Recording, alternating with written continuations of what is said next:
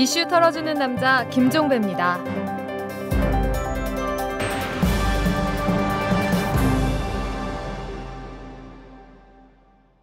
3월 7일 목요일입니다.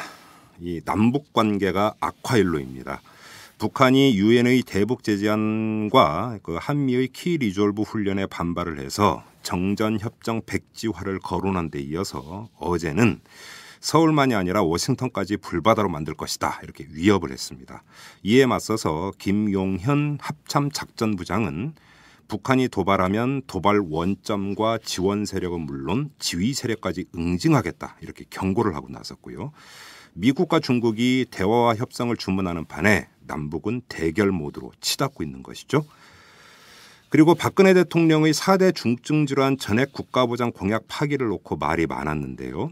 진영 보건복지부 장관 후보자가 어제 인사청문회에 나와서 그 공약은 선거 캠페인용이었다 이렇게 대놓고 말했습니다. 또 이 노인 기초연금 20만 원 지급 공약에 대해서도 선거운동 캠페인과 정책 사이에는 약간 차이가 있다 이런 말도 했네요. 그리고 안철수 전 원장 다시 뉴스의 중심에 섰는데요. 안철수 전 원장 측 인사가 안철수 전 원장이 귀국해서 출마 선언과 함께 신당 창당에 대한 이야기를 할 것이다 이렇게 전했다라는 뉴스도 나와 있습니다. 자, 이런 여러 가지 뉴스에도 불구하고 이탈남은 오늘의 메인 테마로 다른 걸 선택을 했습니다. 잠시 광고 듣고 전해드리죠. 재벌과 모피아의 함정에서 탈출하라. 종횡무진 한국경제. 재벌 개혁에 앞장서온 김상조 교수. 그가 한국경제에 던지는 8가지 질문. 우리가 몰랐던 한국경제의 진실을 파헤칩니다. 더 이상 경제 권력자들의 눈속임에 속지 마세요. 종횡무진 한국경제. 오마이뉴스가 만드는 책 오마이북.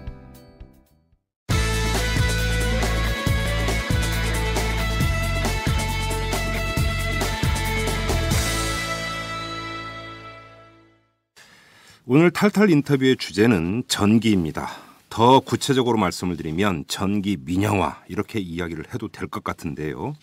이 전기 요금이 많이 올라서 서민 가게 주름살을 지우고 있는데 한편으로는 배를 채우는 곳이 있다고 합니다. 뭐 세간에 그리 잘 알려져 있지는 않지만 이 민자 발전 회사들이 상당히 돈을 많이 벌고 있다고 하는데요. 이 민자 발전사들 모두가 재벌 계열사입니다. 이런 재벌 계열 민자 발전사들이 영업이익이 어떤 곳은 최대 6배까지 신장이 됐다고 하네요. 자, 이 문제를 같이 털어주실 분을 모셨습니다. 이 사회공공연구소의 송유나 연구위원이신데 이분은 에너지 노동사회 네트워크 정책연구실장을 맡고 있기도 하신 그런 분입니다. 자, 안녕하세요. 예, 안녕하세요. 네. 전기 민영화라고 제가 규정을 했습니다. 맞는 규정이죠? 예, 적확한 표현이십니다. 그래요. 지금 예, 물 민영화 이야기, 지금 수도, 그러니까 그다음에 뭐 그다음에 저기 뭐 KTX 민영화 이런 게 좀 많이 여론화가 됐는데 예. 유독 이 분야는 좀 지금 많이 묻혀 있었던 것 같은데 오늘 한번 좀 제대로 한번 좀 털어봤으면 좋겠습니다. 근데 일단 어제 나온 뉴스를 보면은 그 민자 발전 회사 제가 SK에 SKENS가 있고 예. 그다음에 GSEPS가 있고 예. 포스코 에너지가 있고 예. 이게 전부 다 SK, GS, 포스코 이제 계열사들인데 이들이 지금 발전사를 운영을 하고 있고 거기서 좀 떼돈을 벌고 있다. 굉장히 높은 수익을 얻고 있죠. 아니 어떻게 근데 영업이익률이 몇 년 사이 6배까지 뛸 수가 있는 겁니까? 이게 최근에 독특한 양상이기도 하고요. 네. 전력 산업의 구조가 아까 말씀하셨듯이 철도나 물 민영화는 많이 알려진 게 네. 여기 같은 경우는 이제 뭐 소유권을 매각한다거나 아웃소싱한다거나 이제 이런 구조여서 이해하기가 쉬운데 네. 전력 같은 경우에는 지금 말씀하셨던 SK나 GS나 포스코가 실질적으로 민간 업체로 참여하기 시작한 건 90년대 중후반이에요. 이미. 그렇죠. 96년에 당시 김영삼 정부 때 그 전력 산업을 외자 유치한다고 외국에 이제 개방을 하기 시작했는데 그때 이제 들어왔던 게 굉장히 뭐 미국의 트랙터벨이나 뭐 온갖 외국계 자본들이 들어왔다 다 나갔어요. 그 당시만 해도 영업이익률이 좋지 않았기 때문에 나갔겠죠. 들어왔다 철수를 했군요. 많은 부분들이. 그다음 맥쿼리 같은 경우도 들어왔다 나갔어요. 그 유명한 맥쿼리가. 거기도 전기도 손댔었습니까? 맥쿼리가 사실은 전기를 제일 많이 손댔습니다. 그래요? 물이나 이런 부분은 나중이고요. 어차피 물이나 전력이나 가스, 철도까지 포함하면 망산업이라고 말해요. 네트워크 망산업인데 망산업을 건드리게 되는 기업들은 같이 이제 연결해서 건드리는데요. 예. 사실 다 들어왔다 나갔죠. 그 당시만 해도 영업이익률이 좋지 않았죠. 민간 기업 입장에서. 그런데 최근 들어서 6배, 높게는 6배 제가 보기엔 이상이고요. 이 양상이 된 건 전력산업을 이제 민영화하기 위해서 사전적으로 구조를 쭉 개편을 하죠. 그래서 지금 전력거래소라는 데서 2001년부터 거래를 해요.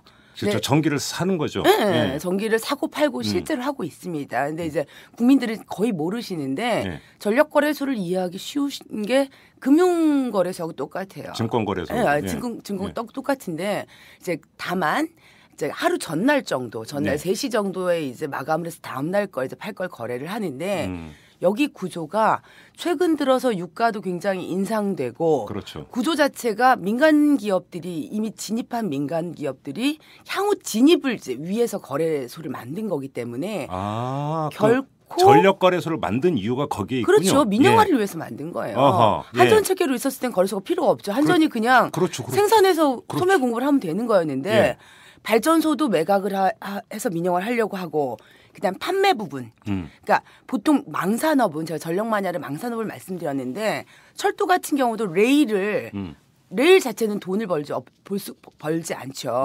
여기는 유지 보수 비용만 들어가는 거고 수도도 관망은 그렇죠. 돈을 벌 수 없죠. 그렇죠. 가스도 마찬가지, 전력도 마찬가지고 송변전망 같은 경우는 돈을 벌지 않죠. 기본 네트워킹이니까. 근데 사실 전력산을 보면은 전기를 생산하는 파트하고 판매하는 파트에서 돈이 남게 되기 때문에 전력산업 민영화를 위해서 90년대 후반, 2000년대 초반에 발전 부분을 떼어내고 그렇죠. 근데 판매 부분을 떼어내려고 했어요. 이게 이제 완전 민영화의 방식이었는데 지금 한국은 한전에서 발전 부분만 6개로 쪼개놓은 데서 그쳤어요, 민영화가. 근데 이제 판매까지 만약에 분할이 됐으면 전력거래소를 통해서 양방향 입찰을 하는 거죠. 그러니까 여기서 정리를 하면 그러니까 한전이 그 전에는 이제 발전소를 직접 운영을 하면서 직접 생산해서 직접 판매를 했다. 모든 걸 다 했는데 거래가 필요 없죠.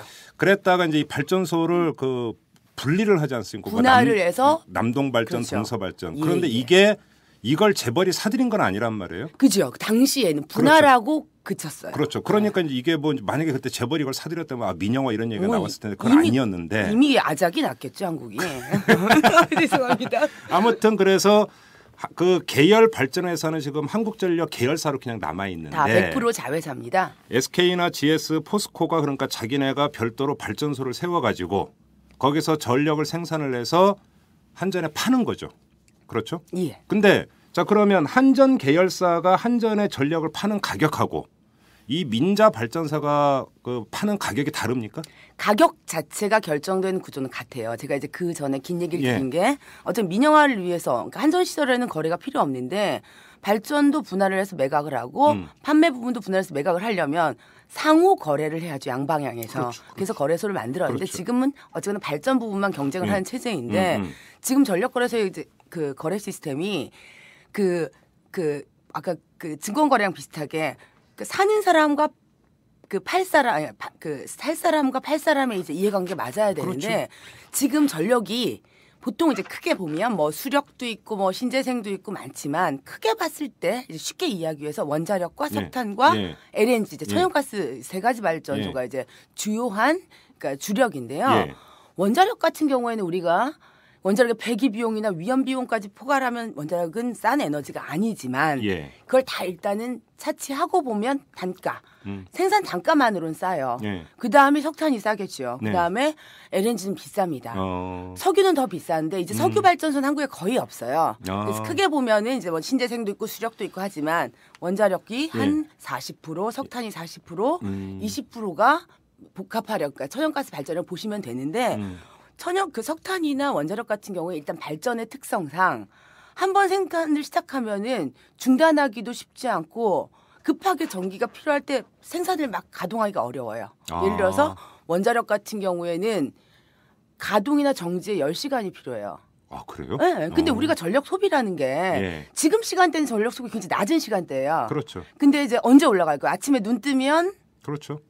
늘었다가 출근하고 나서 떨어졌다가 점심시간에 늘어났다가 저녁 때 또 늘어나고. 여름 같은 경우에 이제 2-3시가 피크 그렇죠, 타임이고 그렇죠. 다시 저녁. 그래서 보통 우리가 밥솥부하라고 해요. 예. 밥할 때 이제 커지고. 그러니까 전력의 하루 소비가 예. 굉장히 요동을 치는데 문제는 만약에 그 원자력 같은 경우 한 번 기동이나 이제 정지에 10시간이 걸리고 석탄 화력 같은 경우엔 8시간이 걸려요. 예. 근데 이렇게 하루 시간대에 전력이 요동칠 때 이걸 막 왔다 갔다 할 수 있는 발전이 수력이나 복합화력 LNG 발전이죠. 아하, 그러니까 이른바 예비 전력이나 뭐 그렇죠. 해가지고 예비율 이런 얘기가 다 그런 말이에요. 그러니까 이제 전기 수급이 딸려가지고 모자랄 때 이 민자 발전소가 전기를 파네. 그렇죠. 그러면 가격이 올라가는 그렇죠. 거죠. 그때 가격을 굉장히 높게 쳐주는 거죠. 아하. 왜 높게 쳐주냐면 예. 일단은 이 LNG 자체의 단가도 높지만 네.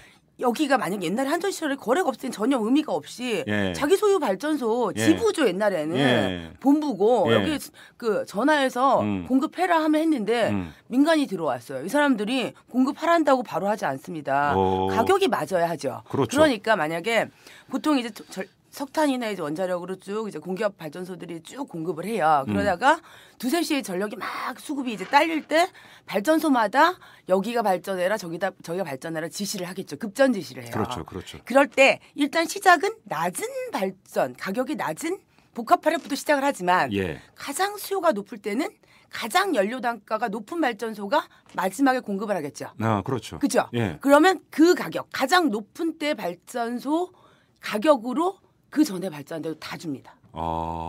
왜 그러냐면 만약에 이 구조가 아니면 예. 가격이 높아질 때까지 공급을 회피하겠죠. 그렇죠. 당연히. 그러면 한국이 난리가 나겠죠. 그러니까 공급의 안정성이란 이름으로 이러한 거래 구조를 가져요. 그러니까 가장 비싼 발전기의 최종적인 공급 단가를 그 전에 싼 발전기도 다 쳐주는 시스템이기 때문에 일단은 마지막에 공급한데도 손해볼 일은 없고 그 전에 공급을 한 발전 회사들은 6배든 10배든 수익을 얻는 거죠. 그럼 잘 정리를 합시다. 그럼 SK나 GS나 포스코 이 민자 발전사들은 대부분이 그 천연가스를 갖고 지금은 100% 천연가스 발전소. 천연가스 발전소입니까?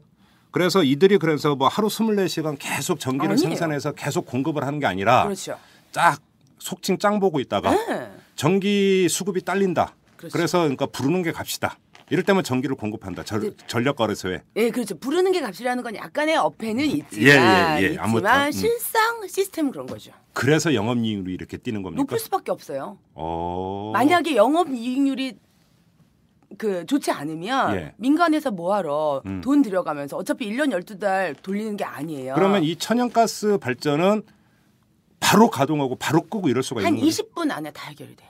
아, 그래요? 그러니까 원자력이나 석탄은 할 수 없는 구조고 그러니까 사실상 우리가 그러면 왜 LNG를 하냐라고 예. 하실 수 있어요. 그 단가도 높은데 예. 석탄이나 원자력은 그 수급 조절을 할 수가 없는 발전이에요. 그러니까 LNG나 수력이나 양수나 이런 데가 있어야 되죠. 예. 역으로 우리가 말한 태양광이나 풍력 같은 경우에는 예. 사실상 우리가 이제 확대해 나가야 되는데 예. 여기는 수급 조절 전혀 할 수가 없는 게 예. 임의로 하는 게 아니라 바람이 불거나 햇빛이 따뜻해야 이 친구들이 돌아가죠. 예. 아무리 그래요? 모자라도 이 친구들이 전기 태양이나 바람이 없으면 안 돌아가고요.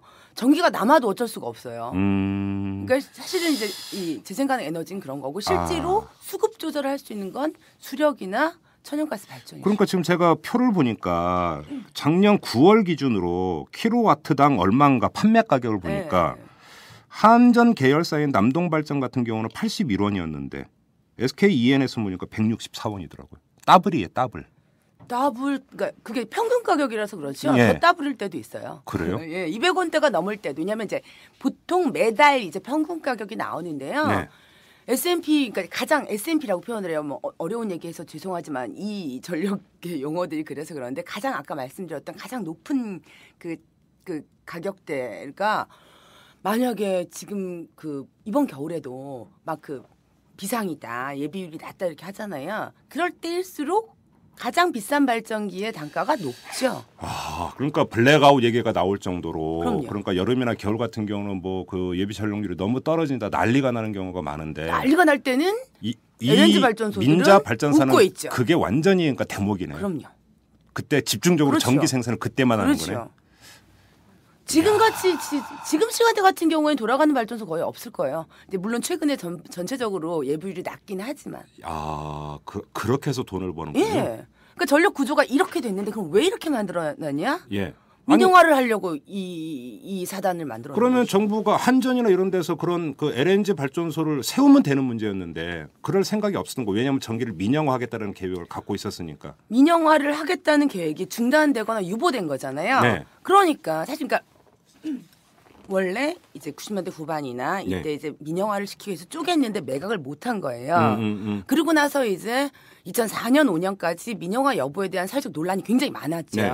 근데 결국은 처음에는 이제 민간 기업들도 발전 회사를 하나라도 살려고 그랬어요. 그래서 제일 처음에 많이 그게 이제 한전 계열 발전 회사들. 예, 지금 100% 남았고 남동 발전을 제일 먼저 살려고 그랬어요. 근데 이 남동 발전 같은 거 살려고 했던 이유가 가장 용량이 컸어요. 그러니까 살려고 하다가 이제 그 매각에 실패를 했는데 예.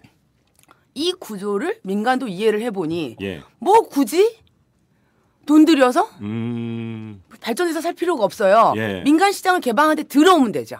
그러니까 보통 이제 국민들이 민영화를 소유권 매각이나 분할해서 쪼개서 판매하는 이걸 이해하시는데 예. 기업들 입장에서도 그냥 민간 발전소로 진입을 하면 되고 개입을 하면 되는 양식으로 바뀐 거죠. 그 이해관계로. 일종의 전기 땄다방이라고 표현하면 되나? 저야 그렇게 생각을 하긴 하는데 그 예. 국민들이 이해를 해주셔야 되겠죠. 그런데 어떻게든. 자 그럼 지금 현재 SK, GS, 포스코 세 군데가 지금 민자 발전소를 운영을 하고 있잖아요. 이게 지금 더 확대가 되고 있습니까? 지금 정확히 말씀드리면 96년 이후에 시장 개방, 전력 시장 개방, 민영화 사전 단계로 시장 개방을 하면서 예. 포스코가 제일 먼저 들어왔어요. 옛날에 포스코가 지금 발전소가 있는 게 인천에 예. 옛날엔 한화가 가지고 있던 데를 포스코가 인수를 했어요. 2000년대 이후에. 예. 그래서 포스코가 있고 SK가 있고 GS파워가 있는데요. 예. 한 군데가 더 있습니다. MPC라고 중국 자본이 들어왔어요. 예. 네 군데가 주요 메이저, 기존의 주요 메이저인데 이들 4개 기업들이 이제 발전소를 6개 소유하고 있었어요. 많지도 않았어요. 예. 전체 포지션은 많지 않았다가 예. 지금 우리가 보통 이제 전력 계획이라는 게 예. 여기가 무슨 그 신라면 만들어내듯이 수급이 아니잖아요. 그러니까 2년에 한 번씩 한 20년 정도의 전망을 가지고 더 세운다, 더 짓는다 이런 결정을 하는데 그걸 이제 전력 수급 계획이라고 하거든요. 그 제4차, 그러니까 3차에서 4차 수급 계획. 지금 이제 최근에 6차 수급 계획이 결정이 됐는데 3차 내지 4차 때부터 민간 발전을 허용하는 방식으로 정부 정책이 바뀝니다. 바뀌면서부터 점점 들어오기 시작하는 게 이제 민자고요. 예. 4차와 5차 기간 동안에 이제 특히 LNG를 중심으로 해서 굉장히 많은 대기업들이 진출을 했고요. 예. 이번에 6차에서는 동양그룹, 삼성도 예, SK건설 다 들어왔어요. 그래요? 이제는 완전히 그 주요 그 대기업들의 각 축장이 된 것이 웬만한 재벌은 그러니까 이 발전 부문에 다 들어왔다. 예. 이렇게 보면 되는 거예요. 네, 그렇죠. 웬만한 에너지 계열 혹은 건설 계열 예. 기업들은 다 들어와 있죠. 그러니까 그 전기 수급이 가장 어렵고 힘들 때 결국은 이 딱 쥐고 있는 건 그럼 재벌 계열 민자 발전사다 이렇게 보면 되는 거예요. 지금은 그런 조건이 형성돼 있는 거죠. 그렇죠. 자, 그럼 여기서 또 하나 정리할게요. 그럼 이런 재벌 계열 민자 발전사의 전력을 사들이는 곳이 한전 아닙니까? 그렇죠. 그렇죠? 그런데 한전은 그러니까 울며 겨자 먹기로 비싼 돈을 주고 전기를 사니까 적자가 누적될 수밖에 없고 예. 그래서 결국은 전기를 올려야겠다 해서 인상을 했고 그것이 최종적으로는 결국은 가계 부담으로 가는 거잖아요. 그렇죠. 이게 메커니즘이 이렇게 되는 거니까. 네. 정확히 말하면 국민들의 부담이 국민들의 어떤 혈세나 부담이 고스란히 지금은 한전은 적자를 보면서 네. 계속 전기요금을 올려달라고 계속 읍수하는 거죠. 네, 그랬죠. 근데 한전도 그렇게 얘기하면 저는 이제 한전의 내부적 구조를 아니까 읍수할 만하다 싶지만 이 국민들 소위 말해서 혈세로 더 올려달라고 할 것이 아니라 이 구조를 바꾸려고 해야 되거든요. 공기업이라면. 네. 근데 자꾸 정부나 한전이 부채나 적자를 이유로 사실 국민들을 속여오는 거죠. 이건 참 슬픈 현실입니다. 그래요. 근데 왜 꼭 그러면 재벌 계열 민자 발전사에 의존해야 됩니까? 예를 들어서 한전이나 정부가 더 투자를 하면 되잖아요. 그런 발전소를 세우면 되는 거잖아요. 그러니까 답답한 게요. 이제 그 문제를 좀 더 말씀드리면 지금 그 한전의 100% 자회사인 전기를 생산하는 곳은 6개 자회사예요. 100% 자회사인데 그렇죠. 1개가 이제 원자력이고 예. 5개가 그 화력.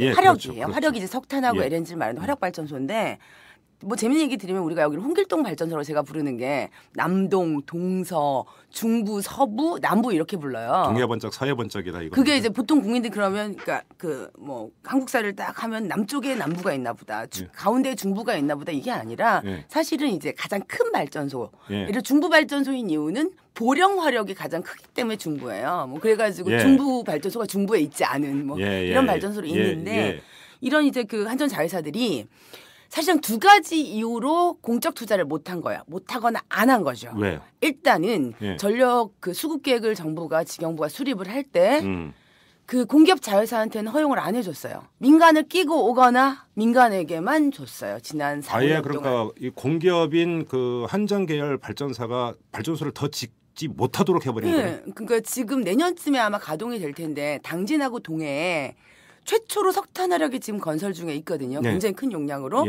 그러니까 당진 같은 경우에는 동부그린이라는 회사고 동해 같은 경우에는 STX인데요.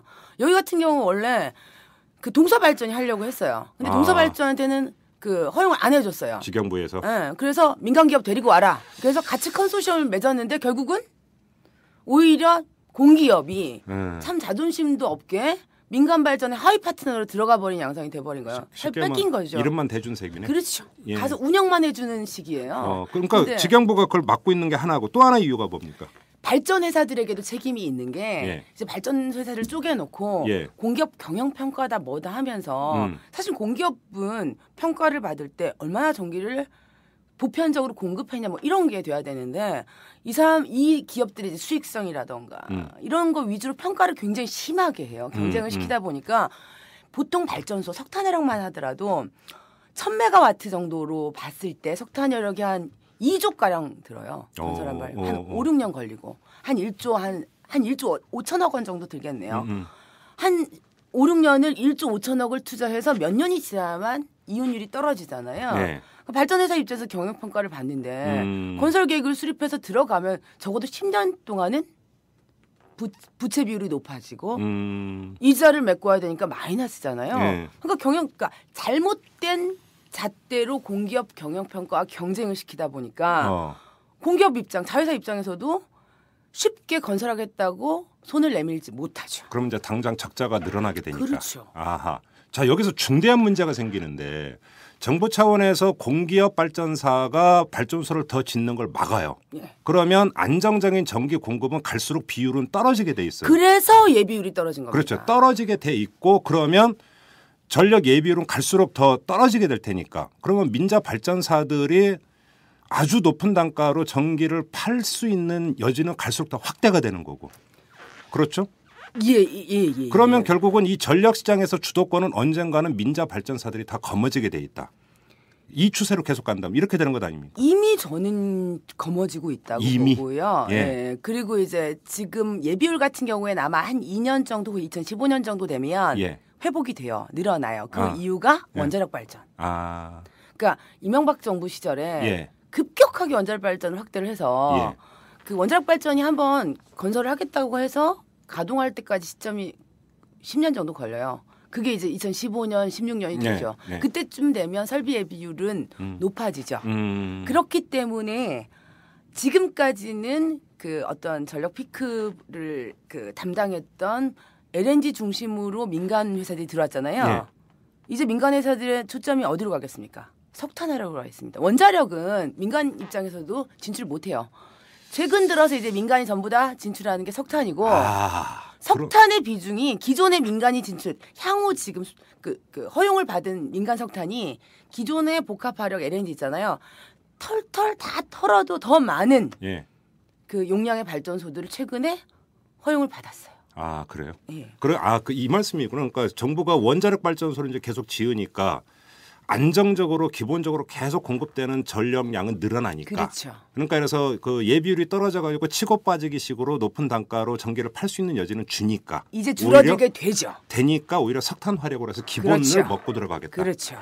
민자 발전은 이쪽으로 돌고 있다. 그렇죠. 그게 지금 만약에 이제 원자력은 민영화 대상이 아니기 때문에 민간으로 넘길 대상이 아니기 때문에 원자력을 제외한다면 지금 허용받은 수치로 보면 민간의 비중이 제가 봤을 때는 8대3, 공기업 비중이 8, 민간이 3입니다. 그러니까 30%가 넘는 거죠 이제. 8대 2가 되어야 되는 거 아닌가요?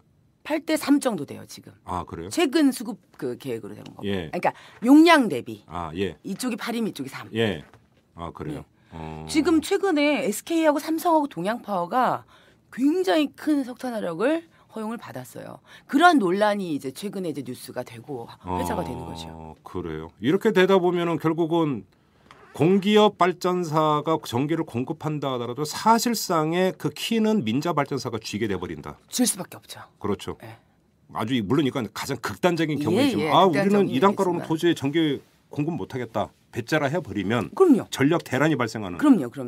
예를 들어서 우리가 보통 이제 전력 민영화하면서 많이 사례를 드는 게 호주나 뭐 영국이나 미국 캘리포니아 얘기인데 캘리포니아의 진실이 뭐냐면 사실 우리나라 그 전력거래소가 한국에서 만든 게 아니라 민영화된 그 외국 시장의 그거를 다 그 모방한 건데요.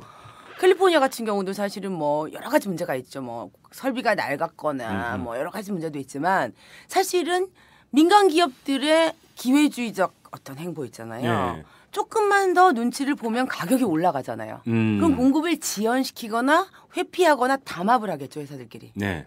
이런 것들이 사실은 전력이라는 게 너무나 민감한 그거예요. 그러니까 어디가 하나 만약에 정전이 뚝 났다 했을 때 여기서 그냥 그 회복되고 복구될 수도 있지만 이게 전국적 블랙다운까지 갈 수 있는 설비와 설비들이 너무나 많은 설비들이 맞물려 있기 때문에 이게 정말 민감한 체제거든요. 근데 만약에 한 군데가 살짝 트립이 났다. 문제가 생겼다 했을 때 이게 잘못하면 전국이 블랙다운 될 수도 있거든요. 캘리포니아 블랙다운도 공급 지연하고 이제 이런 회피 사례들이 발생을 하면서 일정한 지역이 블랙다운이 되는 것이 일파만파가 돼서 15일 정전까지 갔었죠. 사실상 그 블랙다운의 진실이 민영화의 결과 민간 기업들의 가격을 둘러싼 담합과 어떤 눈치 보기.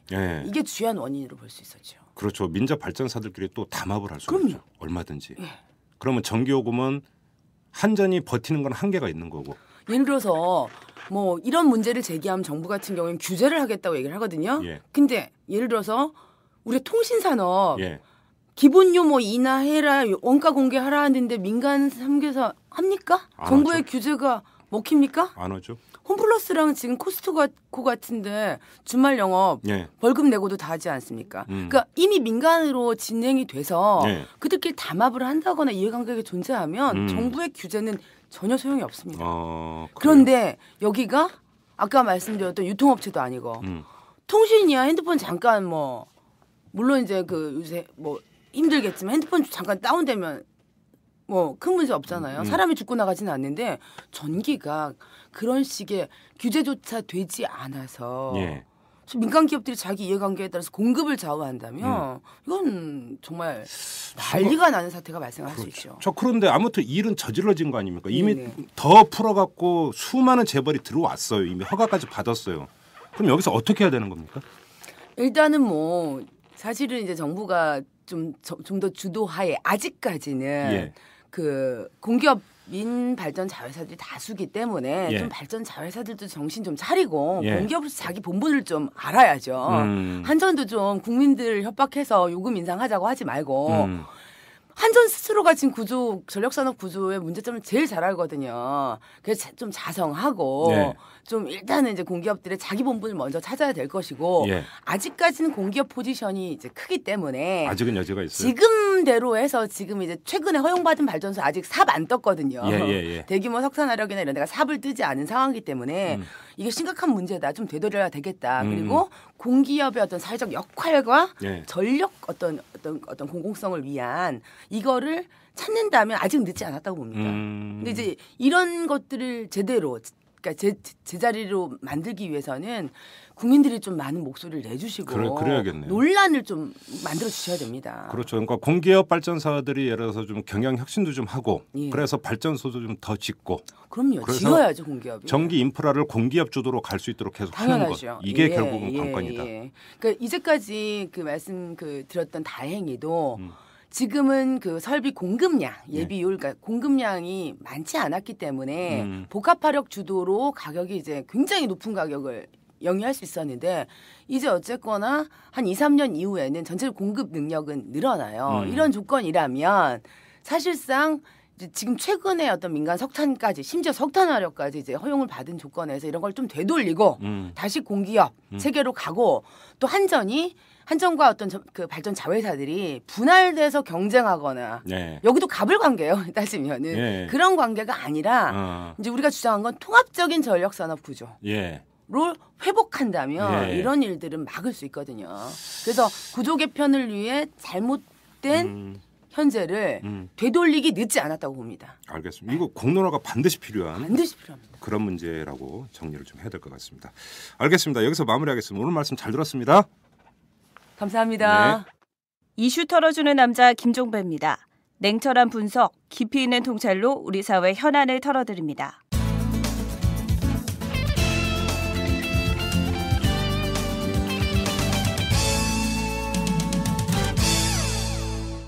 요일마다 바꿔서 전해드리는 고정 코너, 오늘은 오창익의 인권 이야기입니다.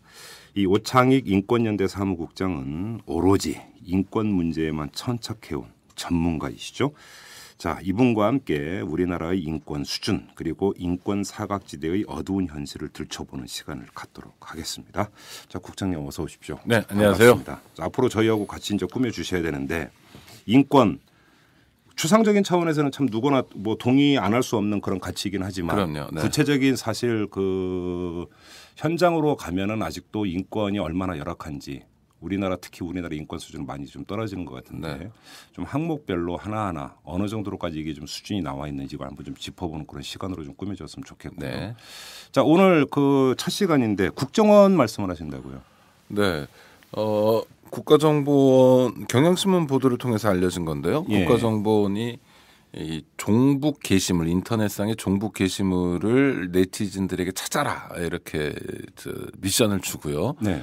네티즌들이 스스로 판단하기에 종북 게시물이라고 한 걸 찾아서 신고를 하면 예. 국가정보원 입장에서는 뭐 일손을 좀 줄였다 이런 뭐 평가를 하나 봐요. 예. 그래서 그 네티즌들을 국정원 청사에 모셔다가 뭐 포상도 하고요. 네. 또 그냥 포상만 하기에 못했는지 교육도 시키고 그랬답니다.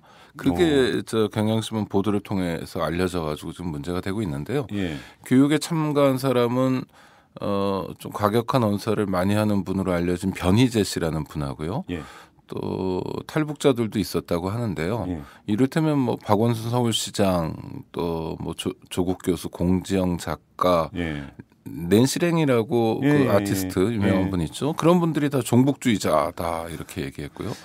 뭐 통합진보당의 이정희 대표 매번 뭐 종북주의 논란에 휩싸여 있는 분이니까 그렇지만 이 천만 서울 시민이 선출한 선출직 공무원인 박원순 시장도 종북주의자고 네. 또 뭐 렌시랭 같은 분도 종북주의자고 뭐 이런 교육들을 했고요. 아, 그러니까 뭐 변희재 씨나 이런 분은 이제 강사로 나간 거죠? 네, 그러니까. 강사로 나가서 이제 예. 그런 교육들을 했고요. 예. 또 하나는 뭐 탈북자 출신이란 분은 뭐 오셔서 하시는 말씀이 5.18 때 광주에 간첩이 준동했다 뭐 이런 얘기들을 하고요. 이 면면이 이어져 오는 이 흐름들을 그냥 반영하는 건데요. 예. 일반적인 사회단체에서 뭐 뉴라이트라든지 또 뭐 일베라든지 뭐 이런 극단적인 사고나 언사를 하시는 분들이 많으니까요. 네.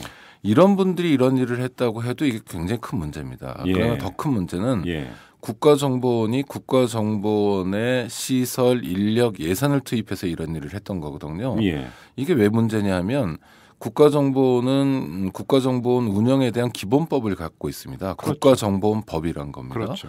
국가정보원법은 국가정보원의 전신인 국가안전기획부 안기부라고 부르죠. 예. 그다음에 그 전신인 김종필 씨가 5.16 군사 쿠데타 이후에 예. 설립한 중앙정보부를 계승하고 있는데 예. 중앙정보부와 안기부 또 국정원도 뭐 그렇게 자유롭진 않습니다만 숱한 인권 탄압 또 정치 개입 때문에 국민들의 큰 걱정을 끼쳤고요. 또 네. 공작 정치도 많이 했고 그래서 국가정보원이라는 비밀 정보 기관이 어떻게 하면 국내 정치에 개입하지 않고 예. 정치적 중립을 지키면서 국가정보원의 설립 목적에만 기여할 것이냐, 목적 달성 활동만 하도록 할 것이냐가 국민적으로 굉장히 중요한 사안이었습니다. 네. 그래서 국가정보원법에는 정치 활동에 관여하면 안 된다라는 조항이 굉장히 구체적으로 나와 있는데요. 그렇죠. 그 국가정보원법을 정면으로 위반하고 있는 겁니다. 자, 그러면 사례 분석을 좀 더 한번 들어가 보죠. 일단 국정원에서 네. 네티즌들을 상대로 종북 게시물이 있으면 신고하라.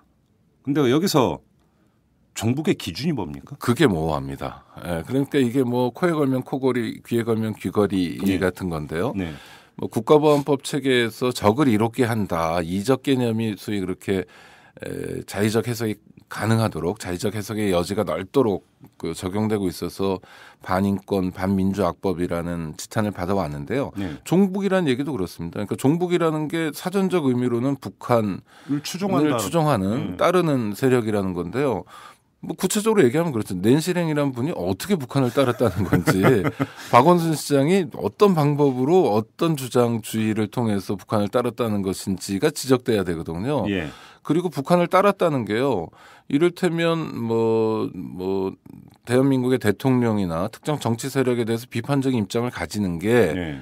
뭐 간혹 가다가는 북한 당국의 입장과 비슷할 때가 있습니다. 뭐 네. 이명박 대통령을 비판하거나 반대하는 입장을 북한 정권도 가질 수 있죠. 네. 그러니까 주장이 비슷한 경우에도 북한을 따랐다 이렇게 혐의를 씌우기도 해요. 자, 여기서 잠깐 종북 게시물이라고 했잖아요. 네. 그런데 지금 국가보안법이 옳으냐 그러냐의 문제는 논외로 하고 네. 국가보안법상의 용어는 이적 표현물 아닙니까? 네네. 그렇죠. 네. 이적 표현물과 그런데 왜 이적 표현물이라는 표현을 안 쓰고 왜 종북 게시물이라는 표현을 썼을까요? 그러니까 종북 논란은 이제 지난 한 10여 년 동안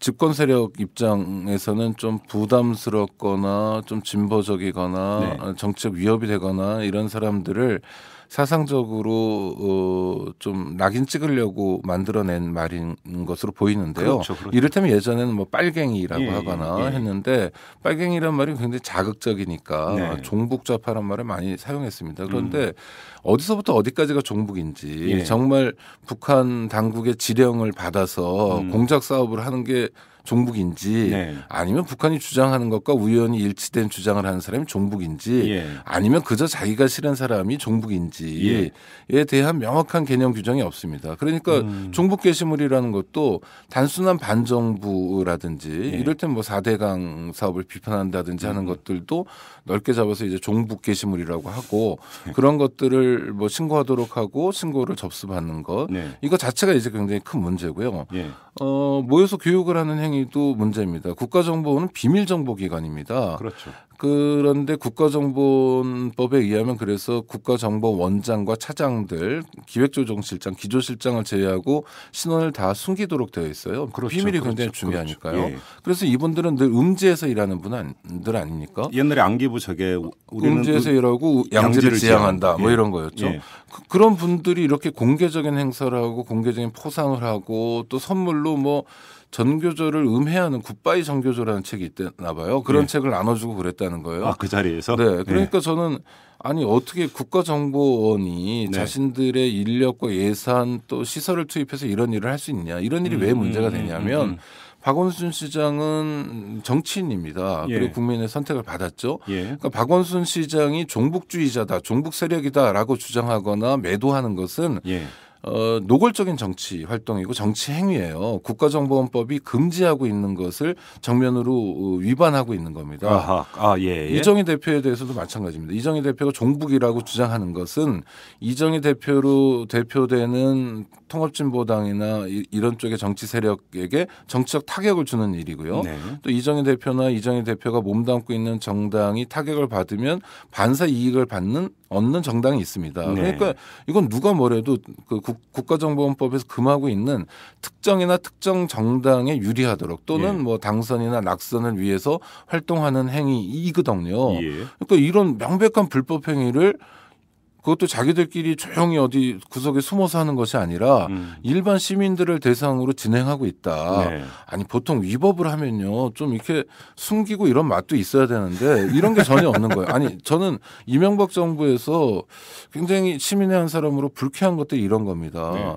지난해 고검에서 부장으로 근무하던 김광준 검사라는 사람이 있었습니다. 이분이 뇌물을 받는데요. 1억 원짜리 수표를 받아요. 그러니까 수표라는 게 이회창 씨가 예전에 대선할 때도 그랬잖아요. 이게 찻대기로 현찰로 그렇죠. 받아야 되거든요. 그렇죠. 부정한 돈은 현찰로 받아야 되는데 아니 부정한 돈을 받으라는 얘기가 아니라 관례가 그랬다. 그럼요. 그 범죄를 저지를 때는 좀 염치도 있어야 되잖아요. 범죄자들이. 근데 그러니까 국가정보원에 대해서 참 정말로 기분 나쁘고 분노하는 게 뭐냐면 자기들이 잘합니다. 경찰관이 경찰관 직무집행법 잘 알고요. 검사들이 검찰청법이나 이런 거 잘 알아요. 가장 기본법이기 때문에. 당연히 알아야죠. 그리고 이게 국정원 직원 한 명이 움직이는 게 아니라 조직적으로 움직였거든요. 국가정보원에 아주 중요한 사업으로 배치되고 진행됐는데 명백한 불법 행위입니다. 이걸 공개적으로 하는 거예요. 그러니까 우리나라에는 기본적인 법의 집에 법에 금지된 것을 국가기관이 버젓이 하는 것에 대한 어떤 책임도 없고 부끄러움도 없고 염치도 없는 그래서 정말 좀 화나고요. 이럴 때 쓰는 표현이 아마 분노보다는 서글픔이라는 표현일 것 같은데. 근데 여기서 더 심각한 문제는 네티즌들로 하여금 종북 게시물이라고 의심되면 우리한테 신고해라 했다라는 거 아닙니까? 그럼 신고가 접수가 됐어요. 그러면 국정원은 그 접수된 신고 내용에 기초해서 그 게시물을 올린 사람을 뒷조사하겠다. 이런 겁니까? 그건 수사를 전제로 하는 거죠.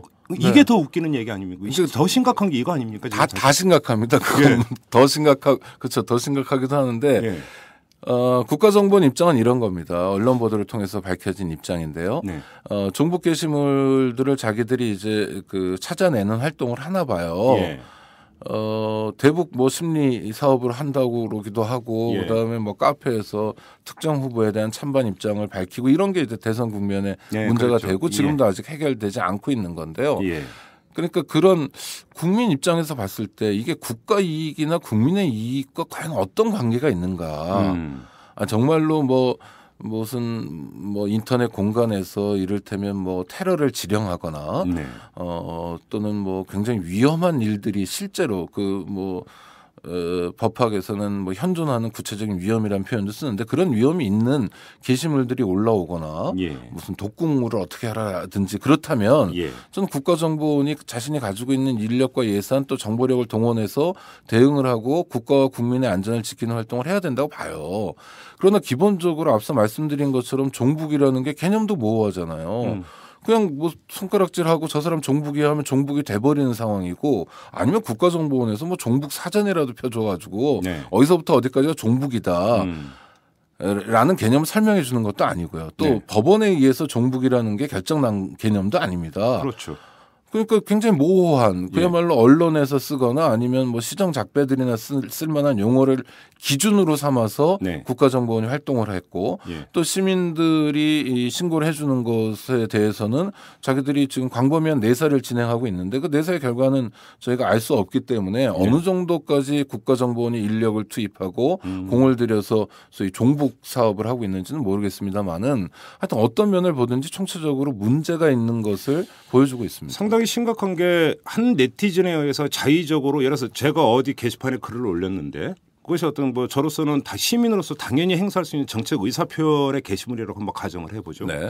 그런데 한 네티즌이 자의적으로 자기의 주관에 의해서 이건 종북 게시물에 해당이 된다 해가지고 국정원에 신고를 했단 말입니다. 그러면 국정원은 그 접수된 신고를 기초로 이 사람이 의심되니까 예를 들어서 그러면 제 통신 내역까지도 뒤져볼 수 있는 개연성이 있는 것 아닙니까? 그럼요. 그러니까 사생활 침해고 이거는 검열 아닙니까? 1970년대 그 박정희 정권 때 국가보안법이 흔히 막걸리 보안법이라고 많이 불렸지 않습니까? 술자리에서 평양에 누가 가봤다는데 들었는데 평양이 지하철 있대. 이건 보안법이고요. 그다음에 박정희 대통령이 사실 그렇게 청렴한 사람은 아니래. 맞아요. 어쩌고 저쩌고 이런 얘기들이 이제 보안법 위반으로 제가 하는 갔고요. 것도 어떤 사람이 막걸리 먹다가 북한은 아스팔트길이 많대더라. 그 한마디 했다가 끌려갔다는 얘기 진짜 들었어요. 아니 그 실제입니다. 그리고 국가보안법 적용 사례 중에 60% 이상이 막걸리 보안법이에요. 그렇죠. 옛날에. 정말 우리가 이런 사회로 돌아가자는 거냐. 그게 아니라면 국가정보는 이런 일을 그만둬야 됩니다. 그러니까 표현의 자유를 아주 심각하게 위축시키죠. 왜냐하면 국가정보원이 자기 인력을 동원해서 인터넷 공간을 흩는 정도가 아니라 예. 일반 시민들을 무슨 뭐 히틀러 유겐투도 아니고요. 동원해가지고 광범위하게 인터넷 공간을 흩는다라는 걸 알게 되면 북한의 5호 감시지가 생각나요. 그렇죠. 예. 5호 담당들. 네, 그렇게 그렇죠. 되면 시민들 입장에서 인터넷에 무슨 글을 쓸 때 네. 이를테면 북핵 또 이런 굉장히 안보상 위협이 있다고 느껴지는 이런 국면에서 네. 이런 거 말고 좀 더 평화적으로 가야 되는 거 아닙니까? 우리가 예. 7.4 남북 공동선언도 했고 예. 그 이후에 뭐 김대중 정권, 노무현 정권에서도 북쪽 당국과 대화도 하고 합의문도 발표했는데 예. 그런 정신으로 돌아가야 되는 거 아닙니까? 좀 대화해야 되는 거 아닙니까? 라는 주장이 이를테면 일반적으로 시민들이 할 수 있죠. 또 국가 안보라는 건 정권에만 영향을 미치는 게 아니라 국민 개개인에 심각한 영향을 미치니까 예. 이런 주장을 하려고 키보드를 놓고 쓰려고 하면 종북이 떠오르는 거죠. 예. 이게 그 사실 정권이 원하는 효과일 수도 있습니다. 미네르바 사건 있지 않습니까? 그렇죠. 미네르바 사건 때 도대체 그런 법이 있고 처벌 조항이 있는지도 모르는 전기통신 기본법 가지고 미네르바를 처벌했습니다. 구속해서 3개월 동안 있었죠. 나중에 결과를 보니까 미네르바가 다 이겼어요. 이를테면 법원 판단으로 무죄가 나왔고요. 그다음에 적용했던 법률이 잘못 적용됐다고 헌법재판소가 그렇죠. 결정했습니다. 그렇죠.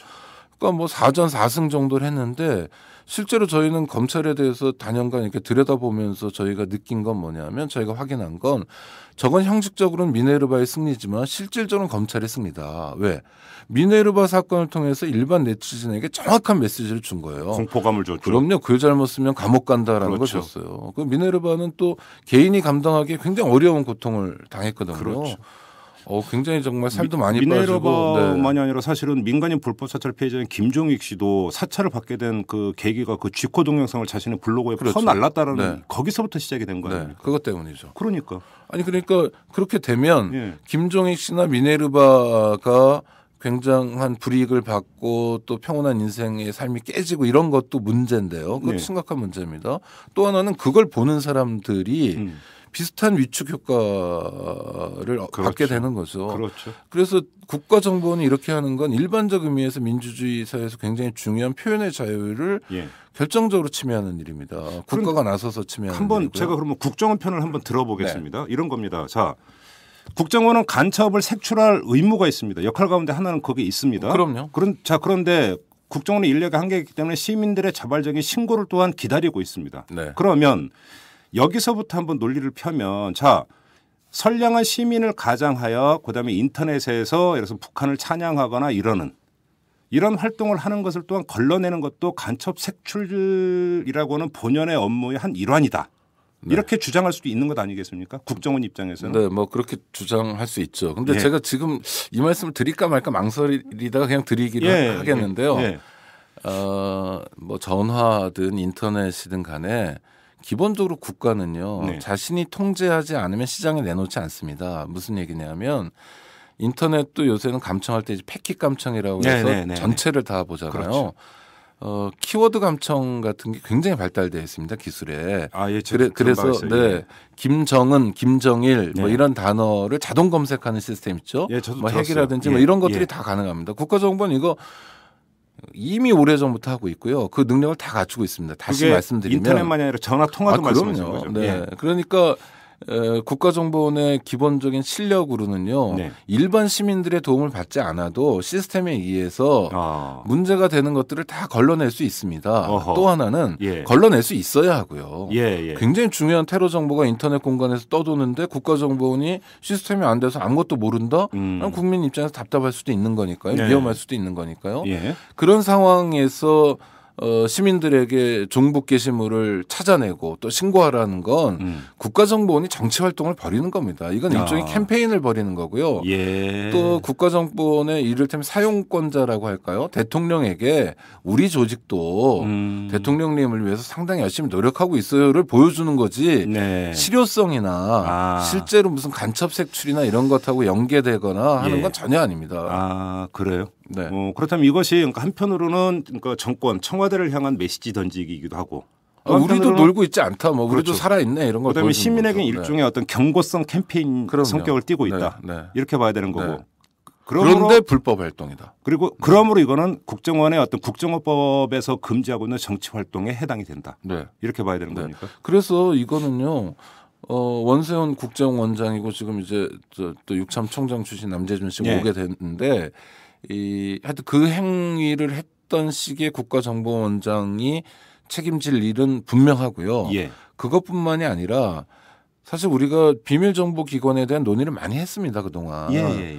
그런데 제대로 해결하지 못했어요. 뭐 국내 정치에 관여하지 않겠다.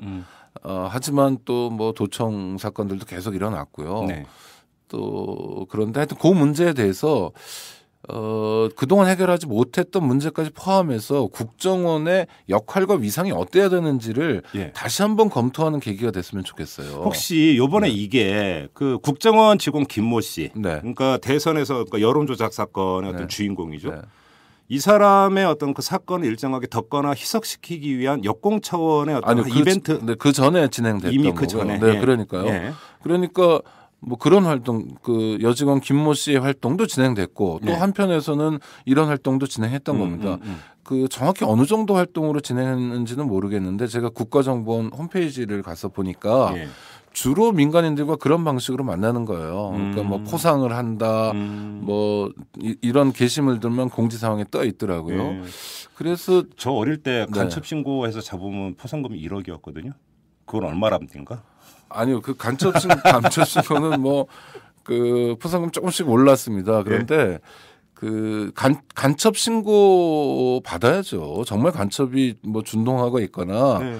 간첩들이 활동하고 있으면 그거 검거해야 되고 또 엄히 그 책임을 물어야 되는데 네. 문제는 이게 간첩을 겨냥하고 있지 않다는 거예요. 그렇죠. 예전에 경찰청 대공분실이라는 게 대공이 공산당 잡자 뭐 이런 거였지만 그렇죠. 실제로 남영동 대공분실에 간 사람은 뭐 민주- 선배 행방을 묻기 위해서 박종철 열사를 끌고 그렇죠. 갔다든지 뭐 그렇죠. 김근태 선생 같은 분들을 끌고 갔다든지 하는 민주화 운동가들이었던 것처럼 예. 지금도 크게 내세우는 명목은 뭐 북한의 위협 뭐 이런 거지만 실제로는 일반 시민들이 관심인 거죠. 그래서 이런 정말 유치한 일들을 국가정보원 직원들이 물론 시키니까 하겠지만 이렇게 시킨다고 할 수 있는가 또 역사적 교훈도 있는 대한민국에서 네. 드라마 보면 아이리스나 뭐 7급 공무원 국정원 직원들이 정말 멋있게 나와요. 저 사람들만 보면 든든한데 예. 이거 정말 왜 이런 그 든든함이 드라마에서만 멈춰야 되는가. 현실에서 우리가 예. 정말 국민을 위해서 헌신하고 오로지 공익을 위해서만 뛰는 국가정보원 직원을 만나기는 왜 이렇게 어려운 건가. 네. 썩어도 어떻게 이렇게 썩을 수 있는가. 또 하나는 그렇게 썩었는데 이게 잘못됐다고 이야기하는 문제 제기하는 국가정보원 직원은 이토록 찾아보기 어려운가 예. 하는 고민도 듭니다. 이 얘기 나온 김에 그 국정원 직원 김모 씨 얘기 하나만 좀 짚고 넘어가겠습니다. 그때 국정원이 주장했던 것은 이건 대북 심리전의 일환이었다라고 주장을 하지 않았습니까? 네.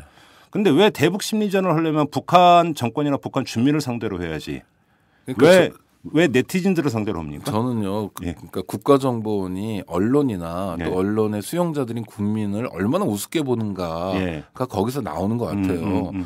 지금 김 선생님 말씀하시는 게 정확히 맞잖아요. 대북 심리전을 하려면 예. 딴 데 가서 해야지. 그러니까요. 일반 뭐 유머 게시판 가가지고 무슨 대북 심리전이에요. 그러니까 그렇게 설명하면 된다고 생각하는 거예요, 이 사람들이요. 국민이 무섭지 않은 겁니다. 우리 깔보는 거네. 그럼요. 예.